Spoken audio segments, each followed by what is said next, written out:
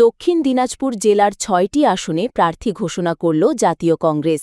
সোমবার দুপুরে বালুরঘাটে জেলা কংগ্রেস কার্যালয়ে ওই ৬ জন প্রার্থীকে ফুলের মালা পরিয়ে সংবর্ধনা জানানো হয়।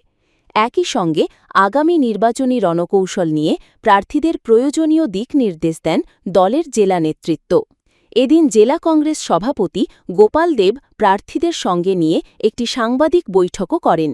প্রার্থী তালিকা ঘোষণার পর থেকেই জেলার প্রতিটি আসনে কংগ্রেস প্রার্থীরা নিজ নিজ এলাকায় প্রচারে নেমে পড়েছেন। হরিরামপুর মাটিতে আমাদের সেনা মাটি এবং হরিরামপুরে রাজনীতিটা সারা জেলার রাজনীতি থেকে একটু ভিন্ন স্বাদের এবং ভিন্ন ধরনের। সেক্ষেত্রে বহিরাগত বিপ্লব মিত্র আমাদের ঘাড়েই ভর করে এতদিন জিতে আসছে। আমাদের বিশ্বাস এই যুদ্ধে তিনি শুধু হারবেন না, এই যুদ্ধে তিনি একদম ৩ নম্বর পজিশন থেকে তিনি লড়াইটা করবেন। যে আমরা সকলে যে এই মহা উৎসবে সামিল হয়েছি, এটা আমাদের কাছে অত্যন্ত ভারাক্রান্ত মন নিয়ে হতে হচ্ছে। কারণ আপনাদের সকলের জিজ্ঞাসা ছিল যে কংগ্রেস দল সবার প্রার্থী তালিকা বেরিয়ে যাওয়ার পরে কেন বেরোচ্ছে না।